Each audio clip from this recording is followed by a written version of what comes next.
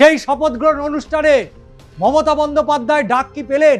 ডাক পেলেন অভিষেক বন্দ্যোপাধ্যায়। এই 5টা দপ্তর, যেটা এই মুহূর্তে সব থেকে গুরুত্বপূর্ণ, এই দপ্তরগুলি কে পেতে চলেছে? শুভেন্দু অধিকারীকে বাদ দিয়ে এই লড়াই একেবারেই সম্পূর্ণ ছিল না, তাই শুভেন্দু অধিকারী মুখ্যমন্ত্রী হবেন। কেশব ভবনে মুখ্যমন্ত্রীর নাম নিয়ে বৈঠক, বাংলা পাবে উপমুখ্যমন্ত্রীও। কিন্তু কারা কারা কোন দপ্তর পাচ্ছেন, বিজেপির মন্ত্রিসভায় কারাই বা থাকছেন?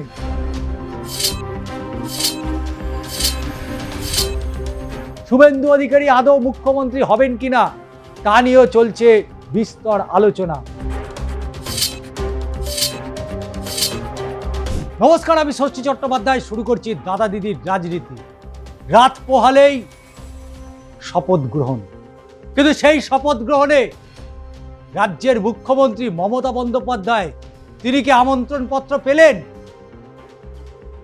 যদিও পেয়ে থাকেন, তাহলে কি তিনি যাচ্ছেন সেই শপথ গ্রহণ অনুষ্ঠানে ব্রিগেডের ময়দানে, যেখানে প্রধানমন্ত্রী নরেন্দ্র মোদী থেকে শুরু করে অমিত শাহ থেকে শুরু করে বিজেপির সর্বভারতীয় সভাপতি নীতিন নবীন শুধু নয়, বিভিন্ন রাজ্য থেকে আসছে মুখ্যমন্ত্রীরা।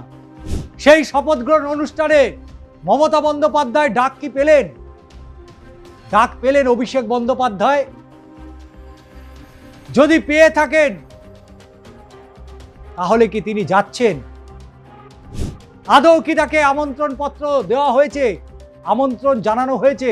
এই প্রশ্ন কিন্তু এখন ঘুরছে চারদিকে। যদি তিনি আমন্ত্রণ পত্র পেয়ে থাকেন, তাহলে সেই ব্রিগেডের ময়দানে, যেখানে গেরুয়া রঙে ছেয়ে গেছে, সেই ব্রিগেডের ময়দানে তিনি কি উপস্থিত থাকবেন? কারণ মমতা বন্দ্যোপাধ্যায় তিনি মুখ্যমন্ত্রী পদ থেকে ইস্তফা দেননি। যদি তিনি আমন্ত্রণ পত্র না পেয়ে থাকেন, তাহলে কি হবে? তাহলে বিজেপির বিরুদ্ধে কি তাহলে সৌজন্য বোধের অভিযোগ উঠবে? আমরা 2011 সালে দেখেছিলাম মমতা বন্দ্যোপাধ্যায় শপথ গ্রহণ অনুষ্ঠানে আমন্ত্রণ জানিয়েছিল আলিমুদ্দিনকে। বিদায়ী রাজ্যের প্রয়াত মুখ্যমন্ত্রী বুদ্ধদেব ভট্টাচার্য থেকে শুরু করে উপস্থিত ছিলেন ফ্রন্ট চেয়ারম্যান বিমান বসুও। কিন্তু 2026-এর এই নির্বাচনে যাদের সাথে লড়াইয়ের ময়দানে নেমেছিলেন মমতা বন্দ্যোপাধ্যায়, সেই ভারতীয় জনতা পার্টির শপথ গ্রহণ অনুষ্ঠানে আদৌ কি তিনি উপস্থিত থাকছেন?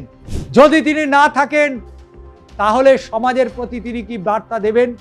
তৃণমূল দলের প্রতি কি বার্তা দেবেন?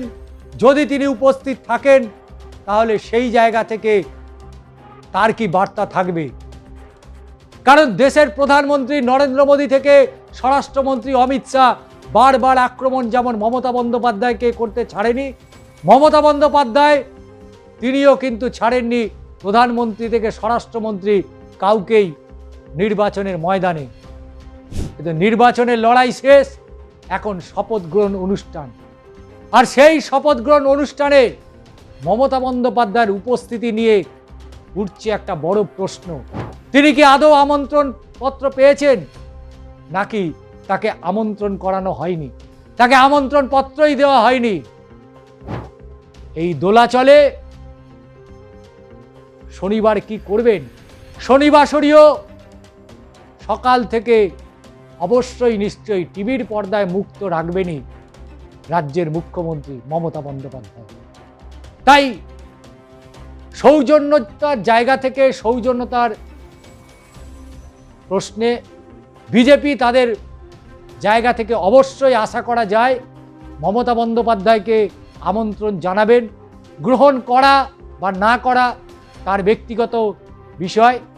তবে পশ্চিমবঙ্গের রাজনীতিতে যদি বিদায়ী মুখ্যমন্ত্রী উপস্থিত না থাকেন, এটাও একটা বিরল এবং অবশ্যই ইতিহাসের পাতায় লেখা থাকবে যে মমতা বন্দ্যোপাধ্যায় তিনি বিজেপির শপথ গ্রহণ অনুষ্ঠানে অনুপস্থিত। রাত পোহালেই ছবি স্পষ্ট হয়ে যাবে বাংলায় মুখ্যমন্ত্রী কে হচ্ছেন। কেই বা হচ্ছেন রাজ্যের গুরুত্বপূর্ণ দপ্তর, স্বরাষ্ট্র দপ্তর, সেই স্বরাষ্ট্র দপ্তরের মন্ত্রী কে হচ্ছেন। রাজ্যের স্বাস্থ্য পরিকাঠামো যেটা নিয়ে বিস্তর অভিযোগ ছিল গত 15 বছরে, সেই স্বাস্থ্যের মতো গুরুত্বপূর্ণ দপ্তরের মন্ত্রী কে হচ্ছেন?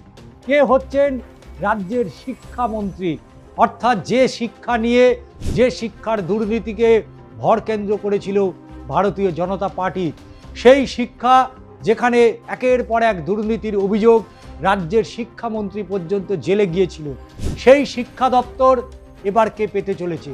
আর একটা গুরুত্বপূর্ণ দপ্তর, সেটা হচ্ছে অবশ্যই রাজ্যের অর্থ দপ্তর।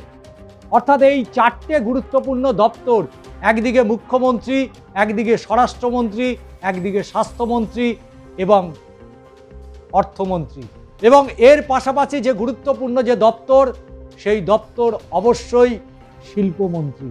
কারণ গত প্রায় 5 দশক ধরে বাংলায় শিল্পের যে সম্ভাবনা, সেই সম্ভাবনার কথা অনেক তো শুনেছে মানুষ, কিন্তু সেই শিল্পের কোনো খোঁজ পাওয়া যায়নি দূর দূর পর্যন্ত। এবং তাই এই 5টা দপ্তর, যেটা এই মুহূর্তে সবথেকে গুরুত্বপূর্ণ, এই দপ্তরগুলি কে পেতে চলেছে। তারপরে রয়েছে দীর্ঘদিনে আমরা রাজ্য বিধানসভার অন্দরে দেখেছি, রাজ্য বিধানসভার বাইরেও দেখেছি, সেখানে উত্তরবঙ্গের মানুষ বারবার বঞ্চিত হয়েছে।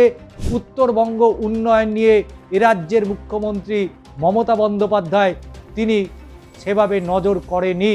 তাই উত্তরবঙ্গের মতো গুরুত্বপূর্ণ সেই উত্তরবঙ্গের মানুষের জন্য এবার কি কি স্পেশাল থাকছে, তো সরাসরি এই ভিডিওতে আজকে আলোচনা করব কারা কারা রাত পোহালেই মন্ত্রিত্ব পদ পাচ্ছেন। মন্ত্রীর স্বাদ তাদের দীর্ঘদিনের ছিল, লড়াই ছিল, সংগ্রাম ছিল, প্রতিবন্ধকতা ছিল, সমস্ত কিছুকে জয় করে 200 পার করে গিয়েছে ভারতীয় জনতা পার্টি। আর এই লড়াইয়ের সৈনিক বলা যেতে পারে, যিনি প্রথম থেকেই নেতৃত্ব দিয়েছিলেন, অবশ্যই শুভেন্দু অধিকারী। শুভেন্দু অধিকারীকে বাদ দিয়ে এই লড়াই একেবারেই সম্পূর্ণ ছিল না। তাই শুভেন্দু অধিকারী মুখ্যমন্ত্রী হবেন না অন্য কেউ মুখ্যমন্ত্রী হবেন, যা নিয়ে দোলাচলে রয়েছে বঙ্গ বিজেপির নেতা থেকে কর্মীরা সকলে। তো চলুন আজকের সম্পূর্ণ ভিডিওটা দেখুন। ভিডিওটা দেখার পরে আপনার কেমন লাগছে অবশ্যই আপনাদের মতামত জানান। কে মুখ্যমন্ত্রী হতে চান বা কাকেই বা আপনারা মুখ্যমন্ত্রী হিসাবে দেখতে চান? শিক্ষা, স্বাস্থ্য, স্বরাষ্ট্র কেই বা হচ্ছেন? কাকেই বা আপনারা চাইছেন এই দপ্তরগুলোতে? সরাসরি লিখে পাঠান। আজই স্পষ্ট হয়ে যাচ্ছেন রাজ্যের গুরুত্বপূর্ণ দপ্তরগুলো কারা পেতে চলেছে। মুখ্যমন্ত্রী বা কে হচ্ছেন? নাম অনেকগুলোই উঠে আসছে, বিভিন্ন সংবাদ মাধ্যমের মধ্যে দিয়েই উঠে আসছে বিভিন্ন নাম, এবং সেটা অবশ্যই বিজেপির অন্দর থেকে সূত্র মারফত যে নামগুলো উঠে আসছে, সেগুলোই মূলত আপনাদের সামনে আমরা তুলে ধরার চেষ্টা করছি। কারণ কেশব ভবনে মুখ্যমন্ত্রীর নাম নিয়ে বৈঠক, বাংলা পাবে উপমুখ্যমন্ত্রীও। মন্ত্রিসভায় সম্ভাব্য কারা? রাত পোহালেই ব্রিগেডে শপথ নেবেন বিজেপি নবনির্বাচিত বিধায়করা। শপথ গ্রহণ অনুষ্ঠানে প্রধানমন্ত্রী নরেন্দ্র মোদী, স্বরাষ্ট্রমন্ত্রী অমিত শাহ উপস্থিত থাকবেন নীতিন নবীন, থাকবেন আরও অনেকেই। কিন্তু কারা কারা কোন দপ্তর পাচ্ছেন? বিজেপির মন্ত্রিসভায় কারাই বা থাকছেন? বিজেপির মন্ত্রিসভায় থাকতে পারেন কারা? কারণ বাংলার পরবর্তী মুখ্যমন্ত্রী কে, তা নিয়ে নানান মহলে তুমুল চর্চা। নন্দীগ্রাম বলছে ঘরের ছেলে শুভেন্দু অধিকারীকেই মুখ্যমন্ত্রী হিসাবে দেখতে চান তারা। আবার আরএসএস এর তরফ থেকে শোনা যাচ্ছে কার্তিক মহারাজই নাকি বাংলার মসনদে বসবেন। আবার শোনা যাচ্ছে 1 কিংবা 2 জনের উপমুখ্যমন্ত্রীও থাকবেন। সেখানে নাকি দৌড়ে বেশ খানিকটা এগিয়ে অগ্নিমিত্র পল। ইতিমধ্যেই নাকি অমিত শাহের দিল্লির বাসভবনে এই নিয়ে তাদের বৈঠকও হয়েছে বলে সূত্র মারফত খবর। মন্ত্রিসভায় আর কারা রয়েছেন তা নিয়েও চলছে জোর কাটাছেঁড়া। ইতিমধ্যেই কেশব ভবনে মুখ্যমন্ত্রীর নাম নিয়ে বৈঠক প্রায় শেষের দিকে। শুভেন্দু অধিকারী আদৌ মুখ্যমন্ত্রী হবেন কিনা তা নিয়েও চলছে বিস্তর আলোচনা। উপমুখ্যমন্ত্রী হতে পারেন অগ্নিমিত্রা পল। এবার মন্ত্রিসভা সাজানোর ক্ষেত্রে উত্তরবঙ্গে বিশেষ প্যাকেজ দেওয়া হবে, এমনটাই কিন্তু শোনা যাচ্ছে। অভয়ার মাও হতে পারেন মন্ত্রী। উত্তরবঙ্গ বারবার বিজেপির গড়, একেবারে খারাপ সময়ও সেখানে পদ্ম ফুটিয়েছে গেরুয়া শিবির। 26-এর ভোটে বিপুল জয়ের পর তাই সেই উত্তরবঙ্গকে নিরাশ করতে চায় না বঙ্গ বিজেপি। এবার মন্ত্রিসভা সাজানোর ক্ষেত্রে উত্তরবঙ্গ, আগেও বলেছি, এবার কিন্তু বেশ নজর দেওয়া হচ্ছে। তবে সূত্র মারফত যেটা জানা যাচ্ছে, নিশীথ প্রামাণিক এবং শঙ্কর ঘোষকে ডাকা হতে পারে মন্ত্রিসভায়। নিশীথ পেতে পারেন উত্তরবঙ্গ উন্নয়ন মন্ত্রী, শঙ্কর ঘোষ হতে পারেন ওই দপ্তরেরই মন্ত্রী। ক্রীড়া এবং যুব কল্যাণ দপ্তরের মন্ত্রী হতে পারেন ময়নার বিধায়ক অশোক দিন্দা। শিবপুর থেকে জয়ী রুদ্রনীল ঘোষ দীর্ঘদিনের অভিনেতা, তার গড়েই পড়তে চলেছে সাংস্কৃতিক জগতের বিচারণের জন্য তথ্য এবং সংস্কৃতি দপ্তরের মন্ত্রী হতে পারেন অভিনেতা এবং রাজনীতি। আরও যে দপ্তরগুলো রয়েছে সেই দপ্তরগুলোতে অবশ্যই নজর থাকবে, কারণ রাসবিহারীতে দেবাশিস কুমারকে পরাজয় করে সেখানে জয়ী হয়েছেন স্বপন দাশগুপ্ত, রাজ্যসভার প্রাক্তন সাংসদ তথা পদ্মভূষণ সম্মানে সম্মানিত। তাই তাকে শিক্ষার মতো গুরুত্বপূর্ণ দপ্তরে দিতে পারে। জগদ্দলে জয়ী প্রাক্তন আইপিএস অফিসার রাজেশ কুমারও পেতে পারেন মন্ত্রিত্ব। রাজারহাট নিউ টাউনে থেকে জয়ী পীযূষ কানোরিয়াকে স্বাস্থ্যমন্ত্রী করা হতে পারে। উত্তর দমদমের বিজেপি প্রার্থী সৌরভ সিকদারকেও এবার মন্ত্রী করতে পারে। মন্ত্রিসভায় থাকতে পারেন আরও বেশ কয়েকজন মহিলা। তাদের দৌড়ে এগিয়ে নাকি রয়েছেন অগ্নিমিত্রা পল। বলে রাখা ভালো যে দলের ভরাডুবির সময়ও পথে নেমে আন্দোলন করতে দেখা গিয়েছিল তাদের। সেই কারণে সম্ভবত তিনিও মন্ত্রীর নির্বাচনের দৌড়ে বেশ খানিকটা এগিয়ে রয়েছেন। ইতিমধ্যেই দিল্লিতে অমিত শাহের বাসভবনে এ বিষয়ে জোর চর্চাও হয়েছে। একান্তে দীর্ঘ বৈঠক হয়েছে বলেও সূত্র মারফত খবর। তবে শোনা যাচ্ছে উপমুখ্যমন্ত্রী হতে পারেন তিনি। এবার দলের প্রার্থী তালিকায় সবথেকে বড় চমক অভয়ার মা রত্না দেবনাথ। আরজি করের আবেগে শান দিয়ে জয়ী হয়েছেন তিনি। সব যদি ঠিকঠাক থাকে তাহলে তাকেও নাকি মন্ত্রী করা হতে পারে।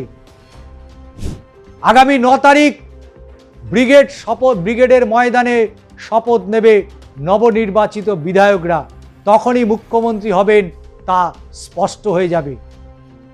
তবে একাংশের মতে মুখ্যমন্ত্রীর পদে শুভেন্দুকেই সবচেয়ে বেশি জোরালো দাবিদার বলে মনে করা যথেষ্ট কারণ রয়েছে।